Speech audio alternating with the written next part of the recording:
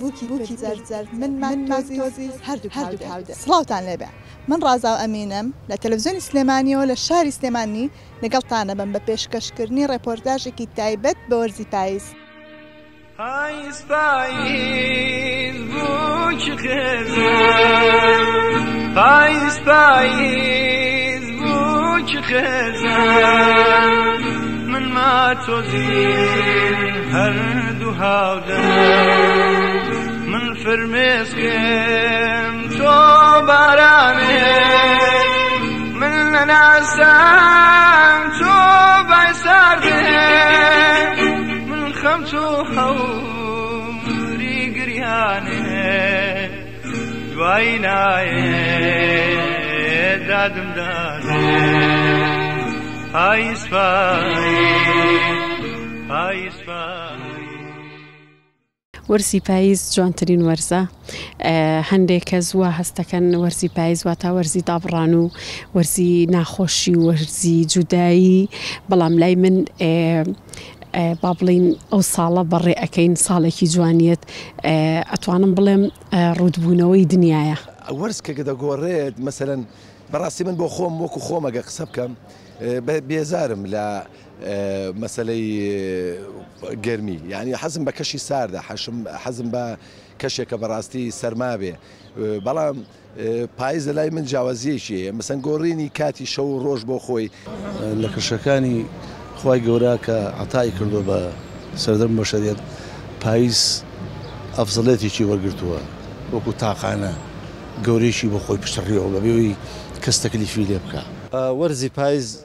جوانێکی تایبەتی خۆی هەیە، چکە ئێمە زانین جوانی جۆرا جۆرە، تەنها وەرزی پاییز چەند جۆرێک جوانی تایە کە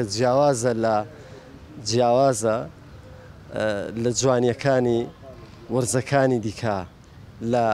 بەشەکانی دیکەی سروشت، بەشەکانی دیکەی ژینگە، بۆیە پاییز ئەبێ بەو جوانیەوە سەیری بکەین.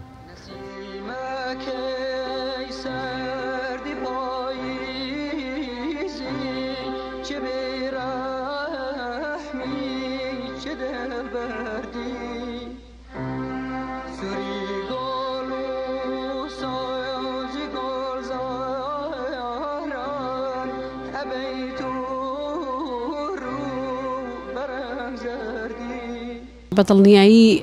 پەیوەندی بەکاتەوە هەیە، شەو درێژ بوون، پەیوەندێکی تریشی هەیە لە وەرزێکی زۆر گەرمەوە کە خەڵک یعنی حوسەڵەی زۆر شتی نییە، ئەچینە وەرزێکی تا بڵێن تا ڕادەیەک دنیا فێنک ئەبێت، خەڵک مەزاجی باشتر ئەبێت لەگەڵ یەکتریە. ئەجا ئەو گەڵا ڕەنگا و ڕەنگانش کە ئەکەونە سەرخاک وای کردووە کە شاعیر چەند هەستێکی جوانی بۆ بێت. بەرامەی خاک ئەم شەو شار لێوان لێوە لە عەتری پاییز، خۆزگە ئەم توانی شوشێت پڕ بکەم لە بۆنی خاکی نیشتیمان و هەر کات وتیان وڵات شیرین نییە،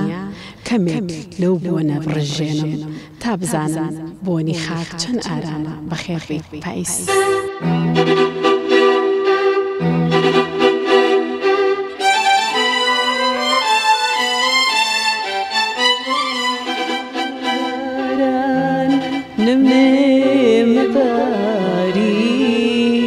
نیگەی چاوانی پاییز و مەستی، وەک چەم ڕژایە دەشتی ژیانمەوە، دەستی خۆزگەمی خستانێ و دەستی، وێنەی دوو دڵ و تیرێکمان هەڵکەن لەسەر قەدی ئەو دارەرخەوانە، توخوا تۆ بڵێ ئەو دارەما بێ،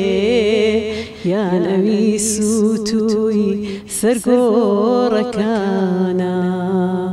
توخوا تۆ بڵێ ئەو دارەما بێ، یان ئەوی سووتووی سەرگۆڕەکانە.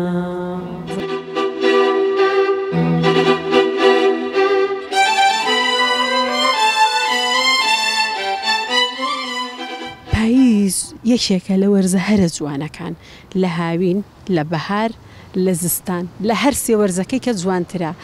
پاییز گوڵی ناو وەرزەکانە ئەمە لە شاعیران بلای من وایە عنی ئەشێ لای هەنێ کەسیش بە وەرزی دابڕان و بە وەرزی گەڵاڕێزان و بە وەرزی گەڵاڕێزە کاڵی گەڵاڕێزان یعنی وەرزی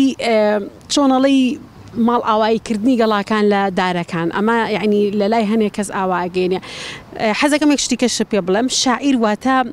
ژیانەوە هەرچی شتێک لە لای کە خەڵکەکان بە مەسەڵەن بە چاوێکی کە و بە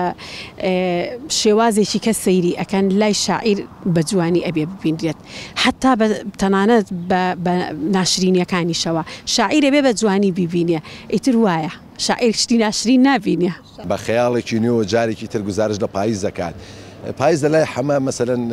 وەکو شاعیرێک وەکو کەڵ شاعیرێک لە ناو مێژوێ دەبیاتی ئەمەیە کۆمەڵە ڕەهەندی جوانی هەیە ئەو ڕەهەندە پێویست کردووە بە ژیانەوانی بە ژیانی خۆیەوانی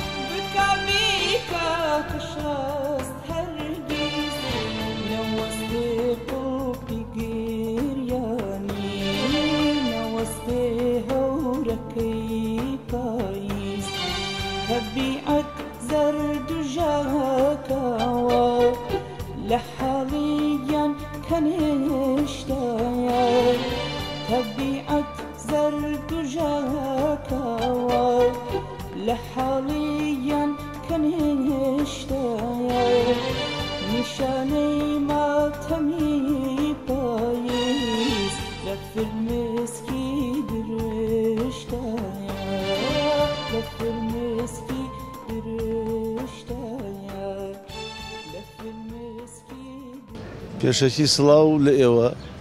سڵاو لە هەڵبژاردننی و پرسیارە سیارە لە وەخت و زەمەنی مەکانی خۆیان سڵاو لەو کەشە زێوین و ئاڵتونەی پاییز بەڕاستی ئەگەر بێت و ئێمە ئاوەڕێک بینەوە لە هەموو فەسڵەکان هەر چوار فەسڵەکان زیاتر ئەوانەی کە خەریکی سەرخاڵی نووسین و شعر و ئەدەمە زیاتر لە شعرەکانیانە پاییز زیاتر ڕەنگیاوەتەوە تا فەسڵەکانی کە نازانم هەمان پەنا بۆ پاییزە بن لەبەرەوە دیارە تایبەتمەندێکی تای خۆی هەیە پاییز ئەو گەڵا ئەڵتونیانە کە ئەوەرێ هەر گەڵایەشی لە ڕۆحی شاعیرێک دەوەرێتە خوارەوە پێم وایە قسەکردن لەسەر پاییز زۆری دەوێت بەڵام من کەمێک لەسەری قسە دەکەم شاعیرێکی برادرمانەیە بەداخەوەدەم شمالە بیرەچەوە ئەڵێ ڕقمە لە بەهار خۆشمەوێ پاییز چون لە بەهارە کۆچی کرد ئازیز سێکە لێرە جیاوازی کردو حتا لە بینی هەردوو فەسڵەکە پاییزی خۆشترەوێ ڕقی لە بەهارە یادی بەخێر هەر لە مناسبەتە بۆی یادی جەنەڵی پاییز بکەینەوە تەمەنێک لە هەفتەوە هاوڕێم بوو لە شاخانە شەو بەیەکەوە بووین و تابوتەکەشمان پڕ کرد بوو لە گەڵا و قەبرەکەشمان هەر پڕ کرد لە گەڵا شەریکی جوانی ئەڵێ داوای شعرێکی سەوزم لێ مەکە بەهار لە عومری من بێبەریە تەماشای قژی ماش و برنجیم کە دەفتەرێکی شوێرەوەریە بۆ چوار وەرزی ساڵ نابێتە پاییز تا نیگای ئەوم هەردەم نیشاندا ئەو نیگای نەسینگما سووتێ چەخمە خادا لە ناخی جارە بۆ چوار وەرزی ساڵ نابێتە پاییز نووسەران و شاعیران ئەوانەی کە هێزی خەیاڵیان زیاترە لە کەسانی ئاسایی ئەتوانن بەو هێزی خەیاڵیان وەسفی جوانیەکانی وەرزی پاییز بکەن هەر لە وەرینی گەڵاو هەر لە کەمبوونەوەی سەوزایی لە وەرزی پاییزدا کە وەرچەرخانێکە بە وەرزەکانی تر وەرچەرخانێکە بە سروشت گۆڕانکاریەکە ئەم گۆڕانکاریەکە ئەم گۆڕانکاریە توان بیفەلسەفێنن یعنی جا لە دەقێکی ئەدەبیە لە نووسینێکە یا لە پارچەیە شعرە ئەتوان ئەو جوانیانە بەو شەو دەربڕین و ڕیتمی جوان جوان ئەها بڕازێنەوە بەڵام دەوترێک لەیەوە کرێت لە شاعیران کە وەرینی خەون و ئاوات و هیواکانیان ئەخەنە ملی پاییزەوە خەتای پاییز دەگرن ئەمە لێکچواندنێکی نەگونجاو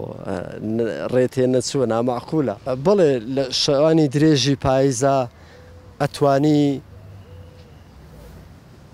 بەهێزی خەیاڵ و ئەندێشات تێڕوانین و بیرکردنەوەی زیاتر تێڕامانی زیاتر کەی بۆ ژیان زۆر لەوە جوانترە کە ئێمە لە ناو مادیاتی ژیانە غەرق بووین و لێەوە ئەڕوانینە ژیان و جوانیەکانی ژیانمان لێون بووە نایبینیم لەوێشەوە ئەتوانین مەسەڵەن بڕوانین لە جوانیەکانی دەوروبەرمان لە کەسەکان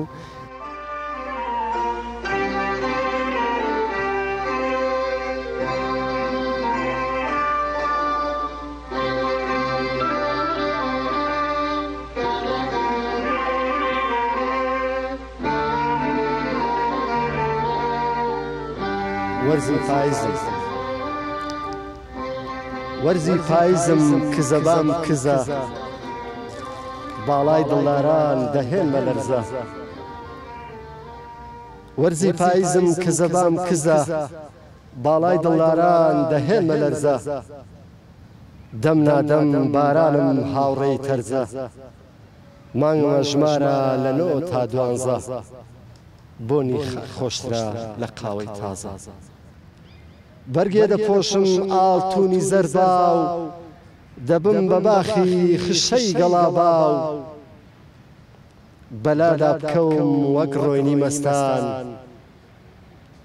دەبم بە پەڕەی دەرەختی ڕووتان لە جەستەی گوڵان گشت پەڕەی وەراو دەکەونە ماچی سەرزەوی بەراو دەبنەوە خوانی خاکی ژێرپێیان دەبنە خۆراکی ڕەگ و ڕیشەیان ڕۆژان جوانی من کورتە لەگەڵ خۆر مانگم هەنگوینە لە شەوانی سۆر شەو بە تاریکی حکمی ڕۆژەکە ئاسمان بەشینی خۆی پەرۆشەکە تاکو مانگ و خۆر جێژوان خۆشەکە ئەستێرە ڕێسمان چراخانەکە دڵی ئەوینداران بە جۆشەکە دڵی ئەوینداران بە جۆشەکە سەردی پاییزی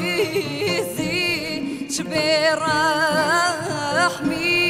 چ دڵبەردی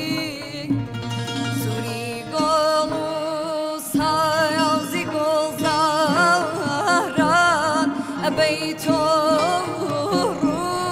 برا زردي يترنا بيرسي بمكارا هزاران